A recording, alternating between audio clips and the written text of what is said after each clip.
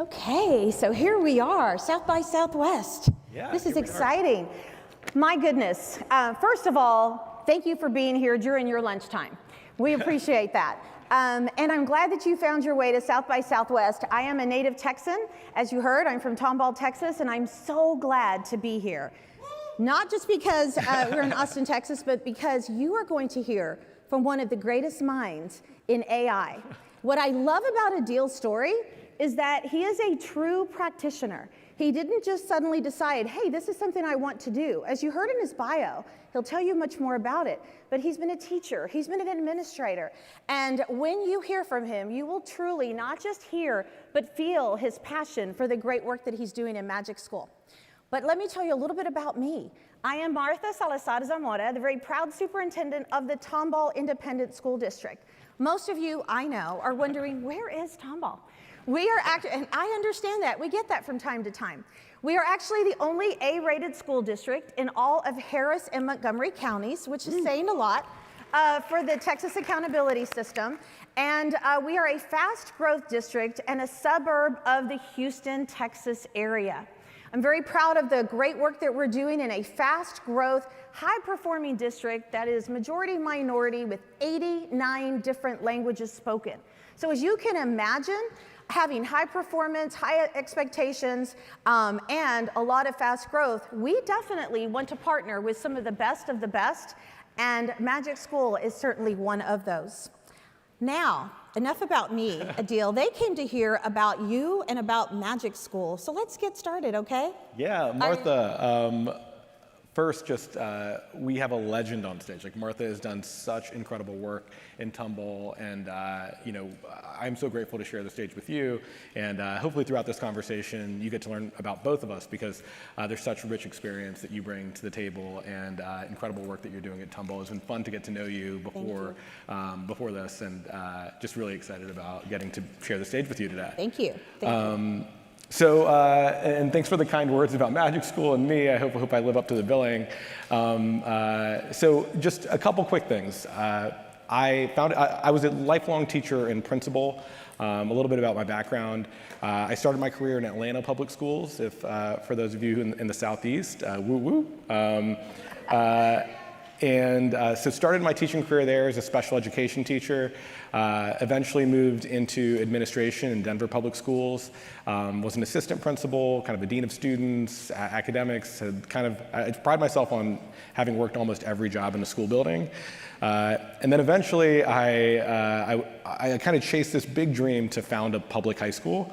I got that opportunity in Denver, Colorado, at a place called Conservatory Green High School, which is my dream manifest. It's a school that serves kids who really need it. The majority are from low income backgrounds, kids of color, a really mission-driven school focused on equity. We had a really simple premise for the school, which was, you know, we're going to love kids. We're going to build incredible relationships with them and their families and this community, and we're going to hold them to really high expectations, and great things will happen. And they very much did.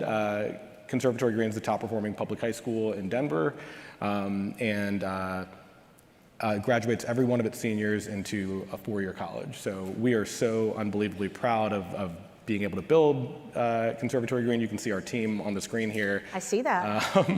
And you can also see me in my much younger, beardless, and a little bit more hair state here. I love that, though. Lifelong teacher, principal, and systeps leader. Yeah. That's great. Yeah, and that comes to my next part of my story. I eventually coached principals at the district level, and then I actually took some time off. I traveled a bit, and then I came back in November of 2022, which for those of you who are historians in the world, that was like the ChatGPT moment.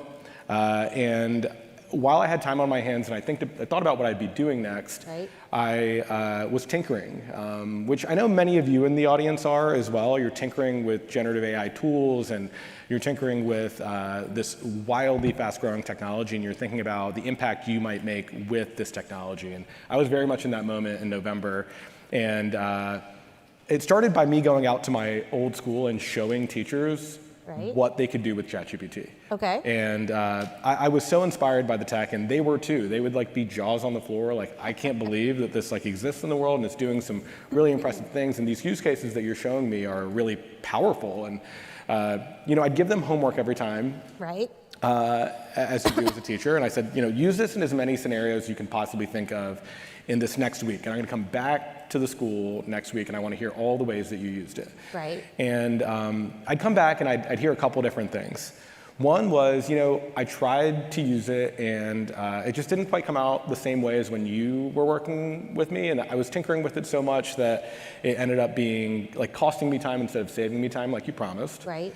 Then there were folks who said, I got to the platform and I kind of had the blank page problem, like just like a chat console with a blank screen is not necessarily the most friendly interface for someone learning a new technology. And then there was a select group of teachers, 2 teachers specifically, who, if you've worked in schools, there's like the tech teacher in the building. Sure. The one yes. who's like, I know them well, because that was not me. Yes, it wasn't me either, actually. But there is like that teacher who's using Flipgrid and Nearpod and sure. 20 different all these great things. Yeah, and you always hear about what's happening in their classroom Sure. With technology. And those are the people I love to hire, as a matter of fact. Yes, oh, they're so inspiring. And that teacher, which is not the majority of teachers, as we mentioned, right? It's like 1 or 2 teachers per building, was like, I'm using this all the time, every day. It's completely changed my life. Let me show you all the ways that it's changing my life. Right. So that was actually the problem statement for MagicSchool. So I thought this technology standed to benefit everyone in the school building, not just the 1 or 2 tech people, right? And how can we make this really accessible and powerful and aligned to the day-to-day work of teachers? Right. So that tech teacher is not the only one accessing it, but rather the entire population of educators. And we raced really fast, and we built this thing called MagicSchool that looked very different 2.5 years ago, as you can see on screen. But I had a really strong point of view of like what educators might use this for. Never built a software company before, but had some really awesome friends who helped me kind of build this, MVP or base level product we could launch into the world. It launched to much acclaim on my LinkedIn through a Loom video that I recorded of me demoing it. Right. That's a little bit of a joke. We had no marketing really.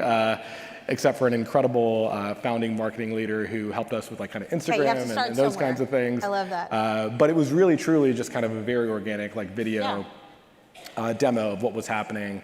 So you went from tinkering to really transforming, it sounds like. Like you just had this idea of how to share it to multiple people and not just reach those specific, but you just were able to provide so much to so many. Yeah, I figured that if we made it easy to use and we kind of brought it into the world at this moment when everyone was really thinking about how this might affect their work, we might hit that window of getting people to use this and it organically spread. I always say that like, founding a platform like MagicSchool or founding anything is like you hope that you hit that moment of luck or inflection where it can really take off. And we had a really ambitious vision. In one of our slides, we said like the AI assistant for every teacher in the world when we had like 10 users. And now we have 7.5 million educators using the product. You're a little higher than 10 now. Yeah, a little higher than 10, and we 170 countries using the product. Wow. How many? 170 countries all over the world. Okay, that's what I thought I heard you say. And I think that is the thing that I always think about is that even though we only had 10 people using the product, we did believe it was possible to get here, despite maybe knowing the chances of getting here were maybe 1 in a million. But entrepreneurs take the risk anyways. Sure. Despite maybe there being that. really, really low odds. And I was fortunate to have incredible teammates to start with who were so unbelievably supportive. If they're tuning in, Alana and Steffi were right by my side helping me. I love that. I love that. So I have a couple of questions. I want to get to the next one because I think it's really good to kind of lay that foundation.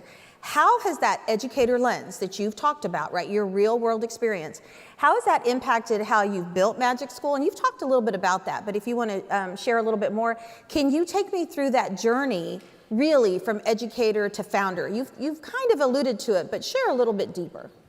Yeah, so it is genuinely true that I had no software experience whatsoever. Wow. I hadn't really tinkered at all, but I think one of the big skills of the future, and I think the now with how generative AI is giving us all these new capabilities, is being resourceful. Okay. And that is something that I had when you're a principal.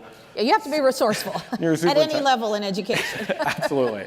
Educators are this really incredible example of people being resourceful because you have limited resources and you have a big ambitious dream, so you got to figure it out. So that was kind of what I think my superpower going into it was that I was really resourceful. I wouldn't take no for an answer, and I got to the next step every time. So, I didn't know how to build software. I figured out, maybe if I asked people who built software before, like personal friends in my network who'd been software engineers, people who I've never founded a company. So I was like, well, let me look in my network to see someone who's founded a company. Right. And I started talking to people, and all of those people had seen me in my prior career, and they were like, look, I've seen you do really hard things, and this is hard too, but I bet you can figure this one out too. Right. And they gave me enough nudges and instructions and mentorship to help me take the next step in the journey. And then once like the software kind of was built and came into the world, it just took off. So I love that. Just people believing in you sometimes when perhaps you even maybe doubted, right? Because you didn't have those experiences, but you knew what needed to happen. You knew the change that could happen, and look, here you are. That's such a really good point. I can remember some of those early conversations when I felt, all the imposter syndrome stuff. Who am I to build a software company? What do I know? Like all those things were occurring to me. But when I met with people who'd also built software companies or had done something, and just that affirmation, just that I believe you can do this, meant the world to me at that time. I love that. So, that's a good segue into the next question. So AI is truly being marketed to school districts constantly right now. I know that. As someone who started in classrooms and built a company in this space, what do you think most ed tech companies fundamentally misunderstand about how schools actually work and what educators truly want and maybe truly need? So one of the things I pride MagicSchool on is we build really practical tooling for educators to meet them where they are. Okay, I love that. We don't fall in love with the technology, right? Which I think is really tempting because the technology is really inspiring and it's changing so fast and it can do so many things. And it's really easy to fall in love with the technology. Rather, we fall in love with our users' problems. We say, MagicSchool is built for teachers. We think about our audience first. We want to make sure that this is really practically useful and easy to use. There's this term in software when you're building it that a lot of product managers and people who develop the things that we all touch and use, they talk about this term called time to value. How quickly can you get someone to the aha moment in the platform about, is this really useful or not? Right. And MagicSchool's time to value is almost zero. Like you open the dashboard, you see I can build this, and that is just okay, if I'm a teacher and I know I need to build my next assignment, and either I'm going to spend an hour building this rubric for this really inspiring project that I want to bring to my classroom, or I can click this rubric generator and describe that really inspiring project, and it can help me with that asset, and it can give me that kind of value that quickly. We hook users really quickly because it's so practically useful to them. And even though MagicSchool's evolved and there's so many more things you can do with it today than when we launched, that core paradigm of let's put the value in front of teachers and make this really easy to use for them right away still is at the heart of the way we think about building our product. So I love that. They instantly see the resource and the benefit, and that's important, where time is of the essence and every minute matters. I think Krista McAuliffe said it best before her ill-fated Challenger mission. Krista said, education is a profession that makes all other professions possible. So we have to make sure that what we're putting in front of educators is the best, right? The best tool that they can utilize to serve our kids. Yeah. So you are serving 7 million educators across 160 countries, as you've already mentioned, which is incredibly quick growth. Why do you think educators have adopted AI tools like MagicSchool so quickly? Why is this happening?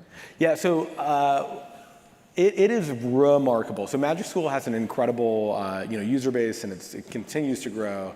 But there's also a lot of generative AI tools that teachers are tinkering with and using. And I often tell people, the headlines are dominated by AI for agentic coding, and engineers are using AI a lot, and there's all kinds of verticals that people are thinking about where AI is going to be useful. But I'd actually argue the fastest adopters of this world-changing technology is educators. They're like leading. Yeah, I would agree.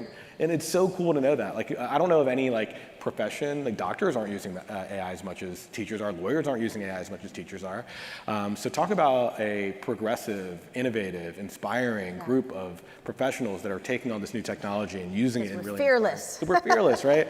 And then I also think that generative AI is such a useful, logically useful technology for them. Right. You are resource constrained when you're a teacher. That's just the way that we know we work. And this is something that can amplify your ability to do your work. It's almost like an augmentation onto what you already are doing. I love that, an augmentation. Yeah, so you are leaning more into your intentions and maybe things that you've always wanted to do. That example I gave earlier is one inspiring thing. It's like, I've always wanted to do this really cool project with my students, and I don't know how I'd piece together all the resources to do that project. And now with generative AI, I can piece together the rubric for the assignment, I can piece together the plan, I can create some content, and now we can do this really inspiring new thing that I've been wanting to do with my students forever, but I don't know where I'm going to find the time to build all of those different pieces to make this really rich for my students, and now I can. Right. So teachers are leaning more into who they are and the kinds of teachers they want to be. And then also, there are all these things we place upon teachers. We learn when we're in grad school for teaching. It's best practices, and we tell, as former principal, we tell our teachers we should be doing, and don't necessarily give them the time to do it. Things like differentiating for all the different learners in their classroom. The veteran teachers in my school building would be fortunate enough to have a curriculum that they built, all the lessons from one year. The next year, they'd be able to say, okay, well, let me make 2 or 3 different levels of this curriculum so that I can reach more kids. Sure. And maybe the next year, I'll be able to create translated versions of these materials. There's just so many different things that would take many years for a teacher to get that done. Yeah, to think to do. And now you can do all of that. And every teacher wants that, the ability to do all those things. But now you can do those things with generative AI much more quickly. And that ends up having your students way more engaged, way better served. So we're helping teachers become the teachers they've always wanted to be through adding on this technology to the work they're already doing. I love that. So we still know that there can be problems, right? So what problems is AI genuinely solving for teachers and for students? And where is it working the best? You've kind of touched on that, but let's elaborate a little bit more. Yeah, so for teachers, I think that they're finding the most value in helping, one, like lean into their intentions, building new, engaging assignments, using it as a thought partner in their daily work. Thought partnership's one of the greatest parts of using generative AI. I used to demo, when I was demoing the product, one of the use cases I would always share was, there's a parent coming to my school building right now, and they're really mad because Johnny hit Sally. Help me come up with an agenda to cool the parent down who's really angry. Like, that's a really compelling use case. Yeah. If you've ever been in a Real school, story. that's a real thing that happens all the time. And usually there's like a novice teacher in their first year, like I was, who's like, I don't know no one gave me a training manual for when this parent calls me and says that, like, I'm coming up there right now, right? So like there's these like moments where you can use it as a thought partner that might save that first year teacher from leaving the classroom, right? That could either be a really, really tough scenario, or right before that parent got there, give them a sense of, yeah, they could cool them down. I got this. I got this. And I have this like thought partner with me at all times. So I don't want to like lose that. Like there's all these like really cool features in MagicSchool, things you can do, but just simply the thought partnership and being enabled by a district leader like you who tells their teachers that we encourage you to use this and embrace this, because we don't have enough instructional coaches to be by your side in those moments at every moment of the day. No school and district in the world does, right? No. So it's really powerful to have that kind of in your pocket, and you can have something to help you. It's not as great as like you coaching that teacher with an instructional coach or a principal, but it is a really awesome resource for them in that moment. So thought partnership's one. Two, I think resource creation can be really, really powerful. When I was a social studies teacher in Georgia, I taught 7th grade world history, and we didn't have any curriculum. We just had a set of standards. I knew I needed to teach kids all of these standards. And so what would I do? I'd Frankenstein stuff. from the internet, from a workbook that was like on a shelf in my classroom, the one that I inherited, and I'd kind of build the curriculum as I went. And build the assets and resources. And that sounds like a crazy story. That is so normal in schools. And it's not just the electives teachers. It's like there's so many places in schools where there are just literally no resources, and it's totally up to the teacher to author every single bit of them. So I'd often be like, my planning process was, here's the standard. Okay, let me start Googling a bunch of different curriculum. Let me figure out what I can find, what's free and available. I'm going to pull out, I had my 3 workbooks that were like, dated and stale content that maybe I'd be able to pull from. And MagicSchool can help you build that stuff in record time and really high quality. That's the point, right? It's not just put together, but it's put together well. One of the things I've shared with you in talking is that in Tomball, we have the Tomball Roundtable AI Networking Symposium. It's an annual symposium where we bring about 50 school districts and maybe 100 different vendors. They come and talk to us about AI and how we can use it in the right way. And that's what I love that, as we've talked and I've learned so much more about MagicSchool is that, we want to ensure that people use this carefully, have right policies in place, but educate the teachers, whether it's your first year novice teacher or your very experienced veteran teacher. This is a tool that anybody can use. Let me tell you, as a school district superintendent with actually, they said 38 years, I'm almost at 40 years experience, I will tell you that I use AI every day. Every single day in so many different scenarios. And I love that additional thought partner. You use that word a couple of times, right? Whether I'm tinkering with something or whether I really have to have something well prepared, it's my thoughts together to make a greater impact on whatever the problem or situation is. So you've talked a lot about teachers. You've been a teacher, you work with, of course, educators. Help me understand what AI looks like from the student's seat. And I find that really interesting. What is the actual experience for, let's say, a 5th grader or even a high schooler that's using MagicSchool?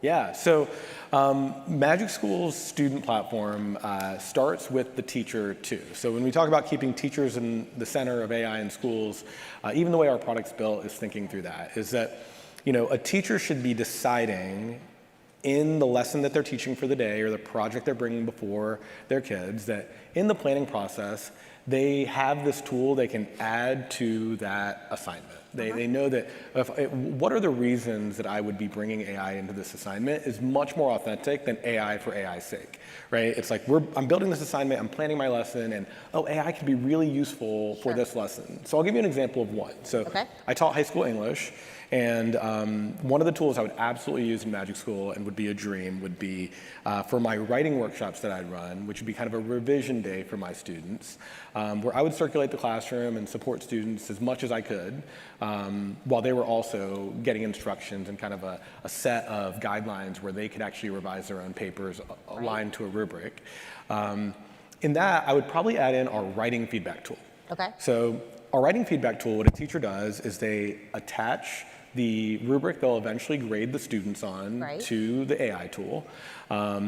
And they give the tool instructions about what the focus of this feedback should be, as well as, hey, here's context, this is what they're gonna be graded on, so take that into account. Also, I just taught about conventions, and I want you to focus a little bit more on that when you're giving the feedback that you're gonna give to the students. And then I launch it to my students. The student gets a join link, they join the platform and sign in. And then they submit their essay to MagicSchool, and then they get beautiful areas of strength, areas of growth aligned to the rubric that they can action right away. So a story from one of our partners, Aurora Public Schools in Colorado.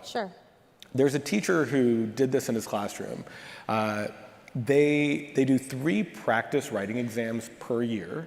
And this is something they already did as a practice in their schools before they took their high-stakes state exam at the end of the year.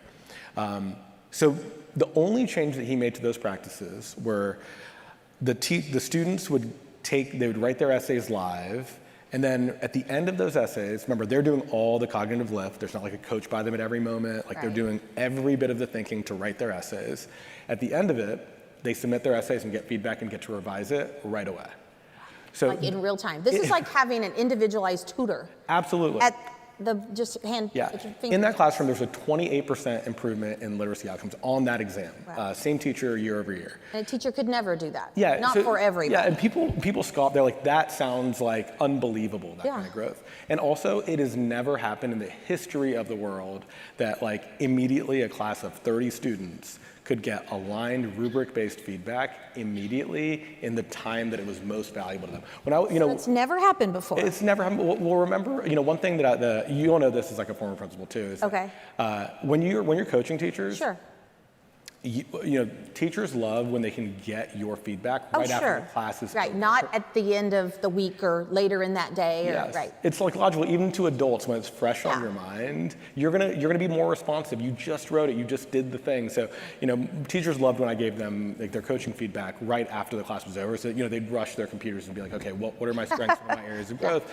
And kids are the same way. They are really committed to their own growth and learning, but it can be really hard when you're waiting for that feedback for a week or 2 or 3. You're right. And feedback's such a gift, but That's it's right. not so much of a gift when it's so much later because you've moved on and life has happened since Yeah, then. and you'll hear students, they will say this, they will tell you it is so much more useful when I can get it right in the moment than if I'm waiting 2 or 3 weeks to get that feedback. I love that. That's incredible. So what does improved student outcomes look like? So you've already given us some examples, you've dropped some nuggets along the way, but what does improved student outcomes look like and how do districts measure that? How are they starting to measure that? Okay, so this is interesting. Okay. Okay, like I gave you the Aurora Public Schools example, Right. and they've been doing a lot of innovative work around measurement. And we are building a lot of kind of ways to trace learning in the platform, and we're building our own internal ways that we can start like driving toward outcomes. One of those ways will be that in the platform we have a diagnostic that the students take, and then at the end of the year we're going to be able to track their growth over time. And those kinds of things. So there's platform-based things that we're doing. But I want to go into kind of industry and like the way that a lot of companies outside of education are thinking about generative AI. So stay with me here. Okay. A lot of companies now, especially ones that are trying to do this AI transformation for their organizations, what they're doing is, let's say that a Fortune 500 company, let's say that Meta is saying, I want our engineers to be using a lot more generative AI in their work because we believe it'll make them more productive, more impactful in the organization. They are partnering using maybe their own AI models, but realistically they're probably partnering with Anthropic and using Claude Code or something like that to do that. And just like our school districts are using MagicSchool, they actually get a usage tracking system. It says like which employees are using Claude Code the most, like basically who's consuming tokens more, who's the highest users.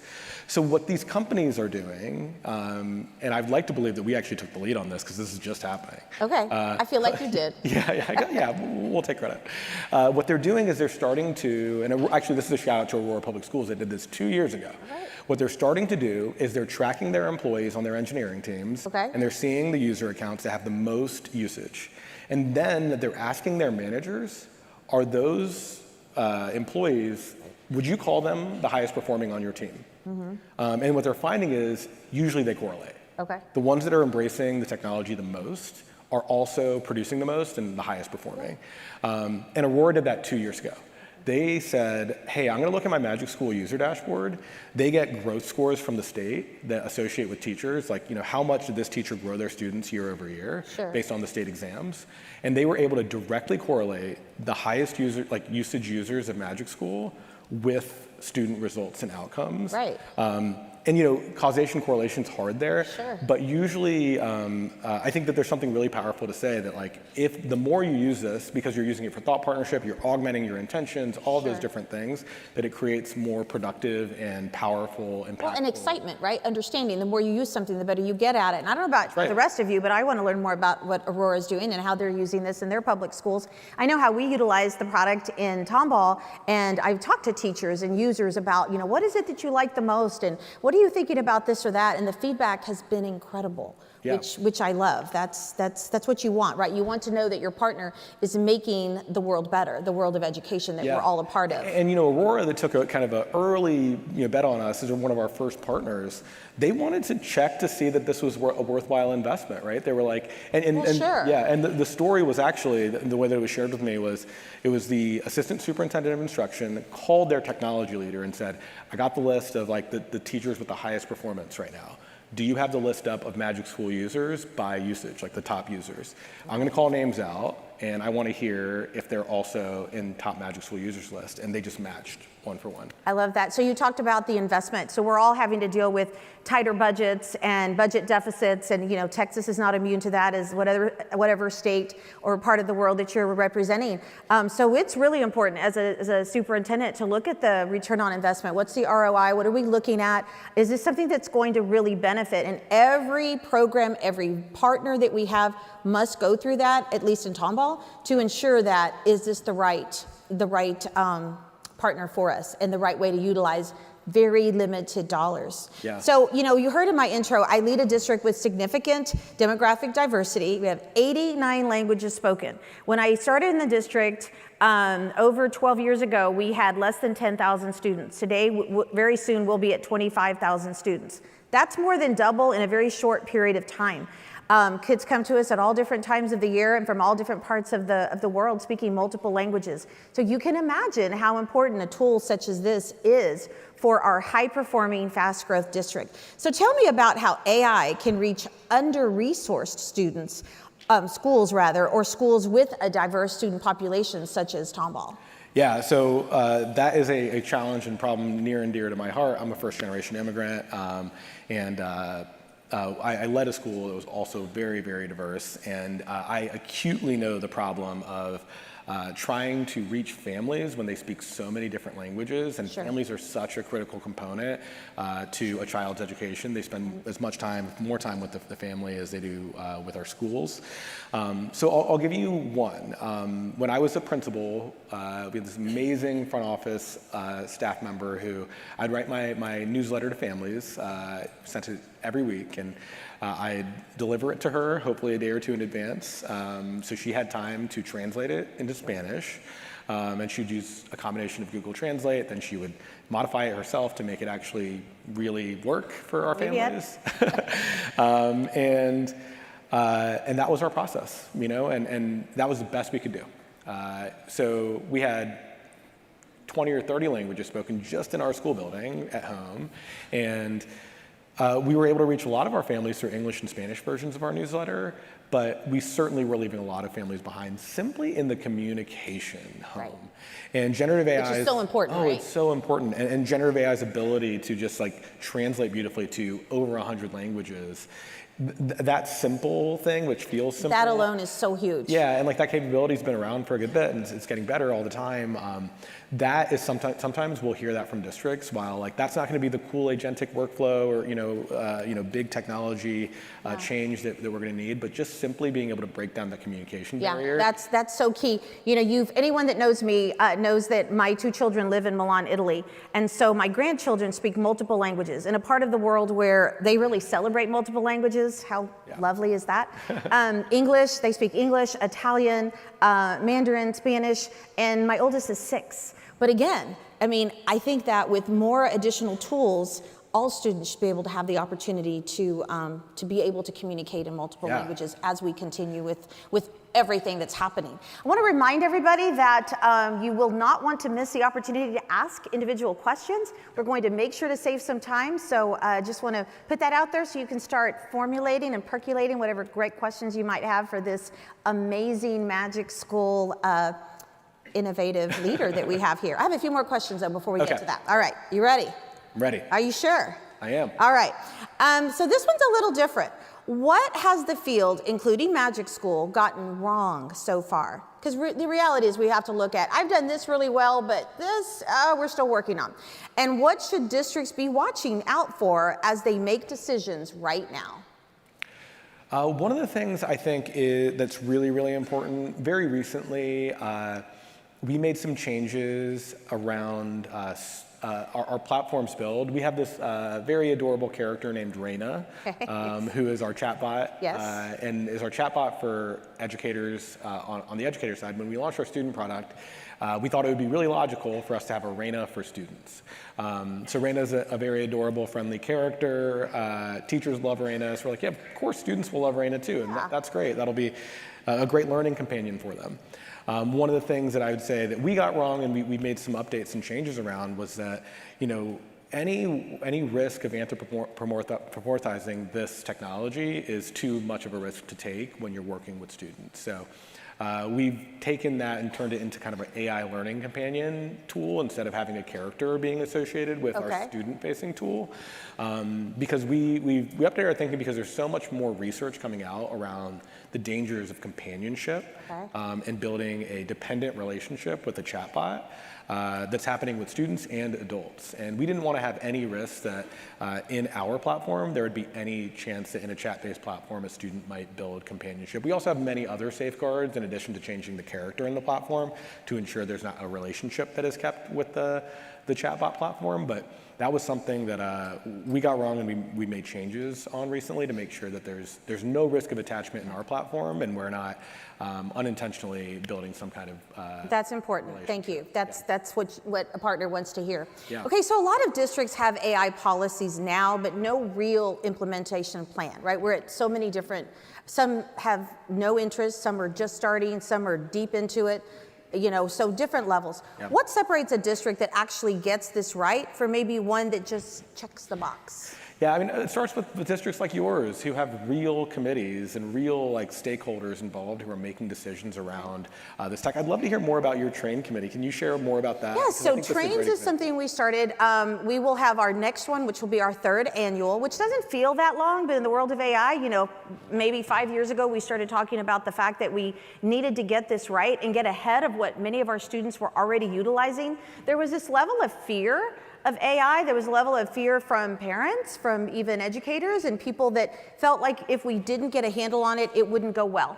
And so we started with the first trains. It was highly successful. We had a lot of people come and had great questions. We were learning while we were doing this with our partners and other school districts, wanting to make sure that everybody understood wherever you are in this implementation phase, just get into this, right? Because what you don't know, you shouldn't fear. The more you learn more, that fear dissipates, and parents will understand. If you have policies set in place, if you have a plan, certainly in the school district side, making sure your school board is understanding of what you're doing and why you're doing it and when. We often say we have to go slow to go fast, and it feels like we've been talking about it forever, but we've actually only had 2 and are planning our 3rd annual symposium. That's amazing. So I think yours is an example of a really progressive school district, and you're doing a lot of, including the symposiums, you're bringing people together to talk about what they're learning and what they're building, and I think that's a really great example. And for those who might be behind in terms of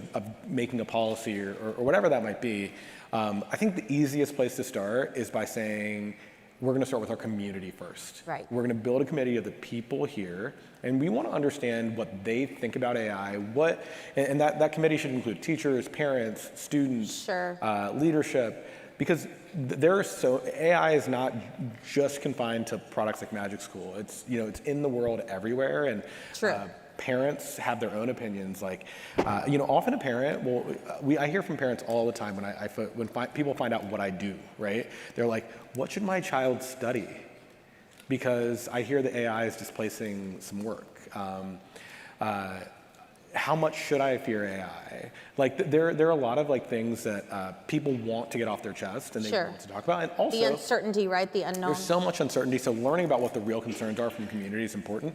And then I'll also hear on the other side of that, I met with a school board member recently who has children in the district that she's a school board member in. And she said, I went to our technology leader at the district and I asked them, what are we doing about AI? As a school board member, I was interested, and also I was interested for my own kids. Sure. And he was like, well, we just kind of let people use whatever they want to use, and we haven't really thought of anything yet. And you see that look you had on your face? Yeah, that was her look. She was like, she's like, apart from being a school board member, I want to know that my child's being prepared with this new technology that's affecting my world. She's a lawyer in her profession, and she was like, we're talking about AI at work, and we're talking about how it's going to be integrated in our jobs. I want my child to go to a school district that is also preparing them for a world where using generative AI and having AI literacy skills, understanding the risks and opportunities with AI, will be a default standard or an opportunity. I want my child to know that. So that's why she came to me. She was like, I want to know, like, what can I do to help a solution for this district get to a place where I don't have that concern. You know, so you said a couple of things that reminded me, and I just have to say this because I had never been introduced to the world of BET. Like I had never been to a BET conference, and so as a USA delegate representing Texas, we were able to, of course, go to Cambridge and just enjoy all of that incredible, just the learning opportunities there, right, and all of the educational. Just the invaluable lessons that we were able to pick up through AI. It was all about AI. Then we spent a day with ministers of education, the ministerial symposium, and I was so amazed that we had a room full of educational leaders from throughout the world, right? And every one of us really all cared that we got it right, all cared that we had the right partners. Everybody, it didn't matter what language we spoke, it didn't matter what part of this world we represented, we all wanted the same thing, right? And partners like yourselves, like MagicSchool, that are doing everything they can to keep our kids safe, help us do better, right? Advance in this world of education. It is a very, in a really divided world, it's a very bipartisan thing. Yeah, I loved it. People want to get this right, and people often reflect on how we did not get the age of social media right for our kids, and we're starting to reverse some of those things, and we're starting to do things like cell phone bans, and they're like, hey, look, like, we're all in on this. Like, we want to create a future where kids use technology responsibly and safely, and let's get this right this time. I think that there's a huge groundswell. I see the same thing when I get to travel the world, is that folks are eager, they're excited about the opportunity for learning, and they're also really cognizant of, hey, technology can have a positive or negative effect. We've seen negative effects. Let's make this really positive, and that's heartening. So a few more questions and then we'll get to your questions. So hold on. As someone who leads a fast growth district, you've heard that a couple of times, I also serve on the Texas Education Agency Commissioner's Cabinet. I hear constantly from board members, parents, and legislators about the AI risk. We've talked a little bit about that. But what should district leaders look out for when they are making these procurement decisions? I think there are a couple things. One, you should be certain that the platform or company or organization, there's a lot of different ways you might implement AI in your district beyond a product like MagicSchool, understands deeply the risks and can articulate those risks to you and talk about how they mitigated those risks. Okay. You can tell pretty quickly if someone's taking this seriously or not.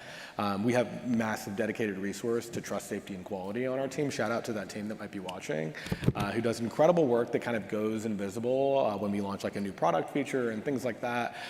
There's a lot of security, safety work to make sure that when we put something in front of children, it is safe and thoughtfully built and really, really high quality and as free of bias as we can make it, as accurate as we can make it. And that's an iterative process that we think about all the time, about how we're continually building something that we would give to our own children, we would put in front of kids anywhere in the world. And so a real strong competency on risk mitigation and safety would be the thing that I ask about. Is what, super important. Really open-ended, and if they get excited about it, and they talk about, tell you that like we've thought a ton about this, and here's all the ways we've done it. That's a really good sign that they're thinking about this technology in a way that's not just trying to get something out, but rather to do something really thoughtfully and responsibly. I think the second thing is ensuring that the folks in question have people with educational experience on their team who can speak to how this is going to be practically useful for your educators. And it's not just going to be another thing that goes into the closet. sits That and isn't used, that implemented. isn't, right. One of the things that's most powerful about MagicSchool, we have some of our teammates in the audience who work as solutions architects. When we partner with the district, we have our own team go to the district physically and help the district leaders understand how this technology can be implemented in alignment with their priorities. Okay. We don't tell you, hey, it's this very is personalized. That's right. We don't say, hey, MagicSchool's great, good luck. We say, no, you are great. You have the right priorities that are really intentional and thoughtful and are the right ones for your district. Let's talk about how AI can supercharge those priorities and align to your goals and priorities. And we have humans who help you do that. So, implementation is such an important part of this. So that would be another thing. Live with your lunch. Yes, you live with your lunch. So, for us, it's existential. It's got to work, right? If we're gonna be in business with a district, and we take that super seriously and are really mission oriented. I love that. Architectural engineers, I'd love to hear that because they really systems engineering what you need as districts, as users. So you've talked a lot. I'm going to skip the next two questions because they're like non-negotiables around student data, privacy matters, and I feel like you've covered that because I want to get to the future of AI in schools. Final two questions and then whatever questions they may have. Are you ready? Yes. Okay, so let's go into the future. Help us see what this looks like in 3 to 5 years if we actually get this right. Okay, what is the vision for teachers, for students, and for district leaders? Okay, so I'll start with students. It gets me really inspired about what we can be doing with students. One, I think there are two big opportunities for generative AI in schools around students. One is personalized learning. This is kind of the grail of ed tech since the beginning that we thought we'd be building ed tech products. I think there's a big opportunity there. At MagicSchool, we're thinking a lot about a personalized learning profile, so basically student persistence through the platform and understanding the students' ability levels through perhaps third-party test scores, internal diagnostics that we might do in the platform, basically having a baseline of like what the students' academic abilities are. Second, what is their learning style? What are their post-secondary desires? If we know more about the students themselves and have a persistent learning profile, we can deliver them content that's right in their zone of proximal development, meaning that it's not so challenging that they disengage and not below their level, so they're not growing. We can put them always in that zone of proximal development, and we can continue to learn based on their interactions and help them grow in an accelerated way, in a deeply personalized way that suits not just a profile based on my students are 7th graders, but as 7th and 9th grade that I taught, like students are sometimes 3 grade levels behind, sometimes they're 3 grade levels ahead, and like it'd be incredible to be able to personalize learning based on their academic needs, including those stylistic choices that I mentioned. The second thing I get really excited about for students, and I know that Tumble does a ton of work with project-based learning and putting on exhibitions. PBL. Yes, and I do too, and I think that there are all these new tools that we're as adults starting to use. One of my favorite things, my team hears me talk about, I have never been a software engineer, but I am vibe coding and like creating prototypes of things that I'm imagining and building kind of like these like prototype products with the tools of the future. Like we can, with natural language, build an app. With natural language, build a really robust professional website. Putting those in the hands of students who are infinitely imaginative, who can build things for their local community that might be really helpful. My dad was a HVAC technician and eventually built his own HVAC company. I would have totally built like a CRM for him with an app. I would have built a website to market his business. Endless opportunities, so many things that I would have just done, and like so giving kids those kinds of tools so they can be creators is so exciting. And that's not even touching things like image generation and editing. They can be artists on a whole new canvas with generative AI. Video generation is getting incredible, and if we can do that safely with students. Another thing I wanted to do when I was a kid was being like a director of movies. I could have pieced together scenes and really like. Who's that actress? Tilly something that's like out there, the AI generated actress that people are not too happy with. Totally, but you can imagine that like a child, like my high schoolers, were some of the most creative people I've ever been around in my life. Like, who's more imaginative than a kid in high school? Right? So, like, one of my big, bold predictions for the next 5 years, as you asked, is that we'll probably watch a movie in theaters that was created by a kid in high school. So, I love that. That's fabulous. That's so exceptional when you think about the future being so bright. Now, this is what you call audience participation. So if you don't have your phone out, thank you. You're probably taking pictures, but if not, take your phone out, and this is a call to action. This is where you all have some takeaways, all right? So the final question is really about, as I like to call the call to action. What do we do next? Each of you is here for a reason. You're here at the conference for a reason. You're here in this session for a reason. So the final question for the administrators, instructional coaches, teachers in this room, and anyone else connected to this work, what is the one thing you want them to walk out of here ready to do? And that's where I'd like you to take some notes on how you're going to take that and keep this AI initiative going in the right direction. So what is that one thing that you want for them to take away and do?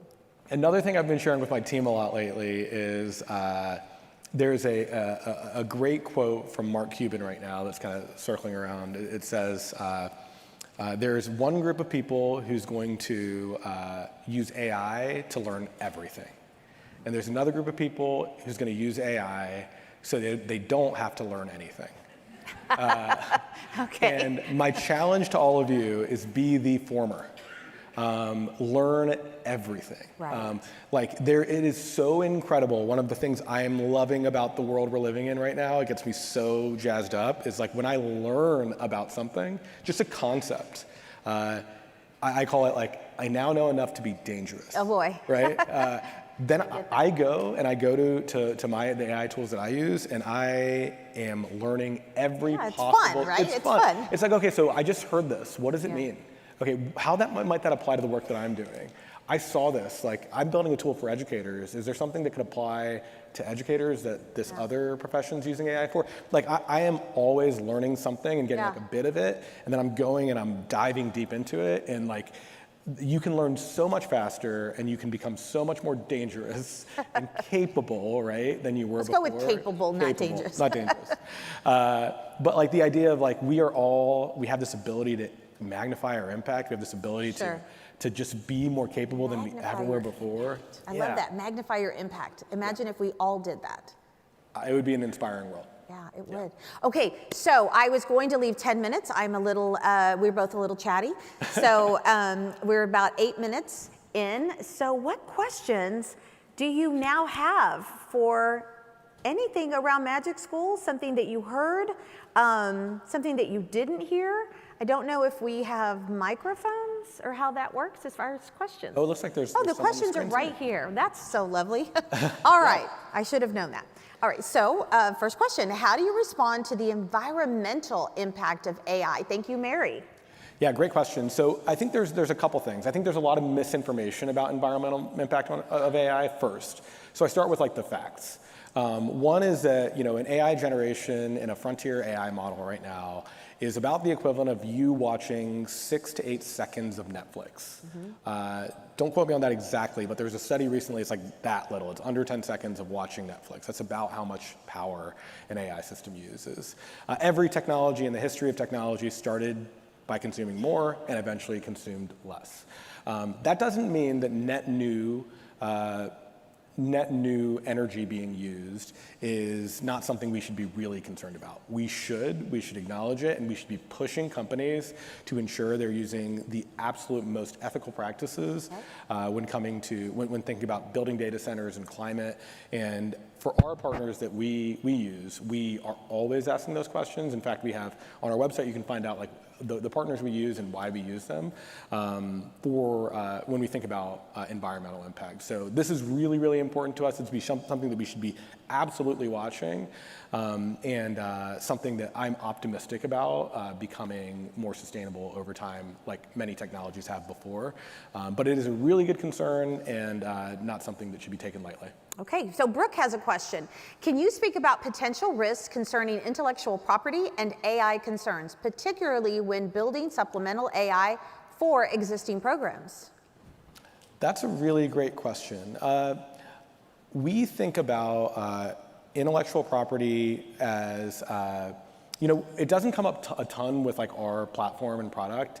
When we are using it, we are not, teachers are not reselling this information. They're building it for personal use, which is generally protected when it comes to IP protections for schools and districts.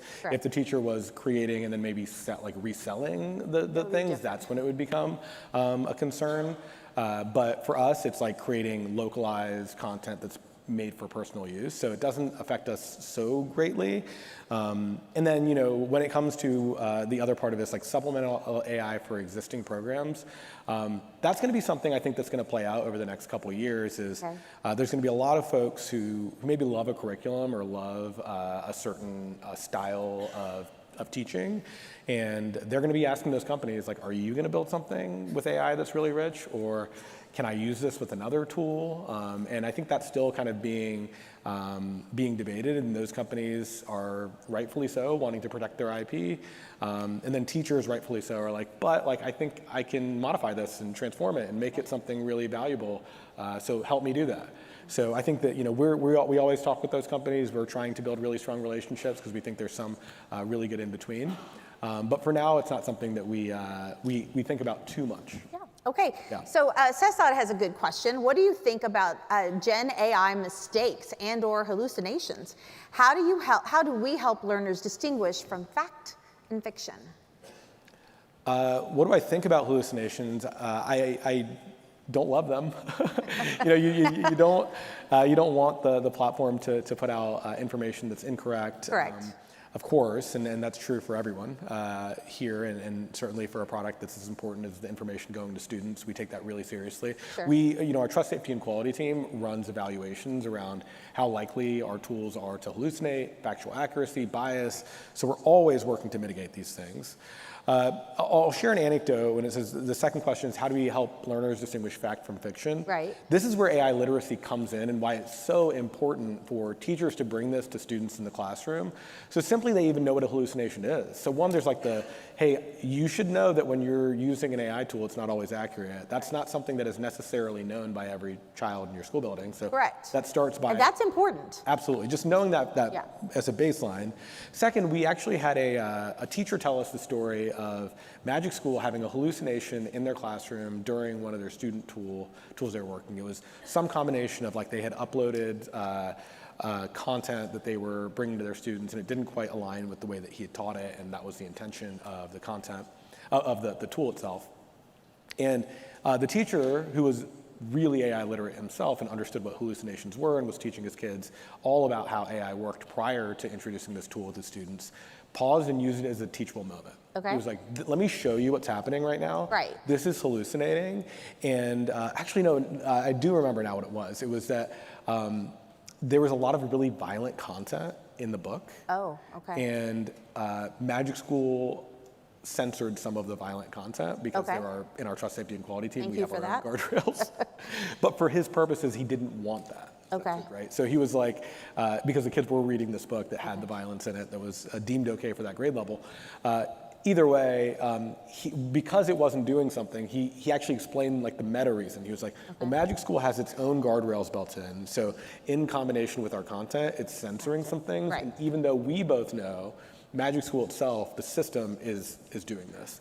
So he was like, it was a really powerful learning moment for my kids to know that how the system worked in that moment of hallucination. So I think that teachers who are really savvy, if we empower them and trust them, they'll do really incredible things when it comes to addressing those issues. I love that. Thank you. Yeah. So clearly, you can see on the prompter that we have far more questions than we're going to get to. Do you have a few minutes afterwards if people want to come up and talk to you? Would that be? Yeah, okay? yeah, you're very welcome. Okay. I'll stick around. I'm All excited. right, so I'm going to go to Sarah's question, and then we Cool. may wrap it up after this one or one more. How is MagicSchool incorporating student input to influence and develop its AI tools? So one thing is that our teams are going out to schools and watching the product being used, and they're going to the real, like, they're going to the, ground zero, right? They're going to the middle of the week challenging middle school classroom to see, how students are engaging or disengaging with like the learning tools and making sure that it's working for the teachers and the students. And then they're asking the students questions. So they're going into the places where where teachers are working and understanding how the product's being used. Those are the most inspiring things, is when they're actually talking to students. And if you've ever worked in a middle school like I have, you know that students are, you know, very skeptical of most things, and they'll tell you the truth. So they're having those real conversations with kids. So we're getting those that input from them directly in that way. Of course, with like the schools and districts' permission and things like that. So that's one of the ways. We just talk to kids regularly. We also host webinars sometimes with them. Okay, that's nice. Yeah, so we ask them, like, not just about how you're using MagicSchool, but how are you seeing AI in the world? Like, how is it affecting you and your peers? Because that's also a really important perspective to understand, because we know that we don't operate in some vacuum where they're not seeing AI in other places in the world. So, yeah. Okay, so final question, and it's actually not there. I'm going to ask the final question. The point of privilege, because I have the mic here. So your sweatshirt says, teachers are magical. How did you come up with the name MagicSchool? There's always a story behind something. Where did that come from? How did you name MagicSchool? Yeah, I wish there was like a really, really cool like origin story, but it was mostly I was thinking about what we'd name the platform. And it just, you know, I believe I was probably influenced a little bit by Miss Frizzle and those kinds of things. Sure. You know, if you've worked in schools, you know what the MagicSchool bus is. Of course. Of course. But it honestly wasn't the thing I was thinking about when I did it. But there was a lot of, you know, you've probably seen other generative AI tools like Magical Sparkles. So those were probably also in my brain, but it just came out as one complete thought. Like, we're going to call it MagicSchool, and you know how if you've ever done this, you can check if a domain name is available. There are a couple domain names I was checking that were not available, and then MagicSchool.ai was. There you go. And it became MagicSchool. Probably more interestingly is maybe the next day or two we backed into, like, again, like right away we backed into this teachers are magic thing. I love which it. So much expressed like what we wanted. It was like who we wanted to be as a company. It's very much like the ethos is celebrating, amplifying, magnifying, bringing teachers to the forefront of this. And early in the story I often share is that early in the story of MagicSchool, we had these Teachers Are Magic t-shirts before we could afford to even buy t-shirts, right? Like, got to start somewhere. Got to start somewhere. But we would always get stopped when we wore them. Like, people would say, "Are you a teacher? What do you teach?" And like, teachers are magic. They would get so excited about the t-shirt. I told you when I saw that, I was like, I love this sweatshirt. And so we always joke that if this software company doesn't work out, we have a pretty sweet t-shirt business. I mean, it could work. I think the other's working out a little better, though. And you can buy these online now, and people do. So magicschool.com/shop if you want to get some sweet gifts for teachers. And all the proceeds from our t-shirt sales go to Donors Choose to help classrooms. So they're sweet merch and something we take a lot of pride in. Okay, well, we are over time, and I, again, am so appreciative to everybody who came and stayed, again, during lunchtime, if you're probably really hungry, if you haven't had lunch yet. But isn't he incredible? Aren't you so glad you came? Can we give him a round of applause? Yeah. And thank you so much for spending your time here. And let's one more round of applause for Martha, a legend, an absolute legend. That was fun. Yeah, this was fun. Yeah. Our mics are still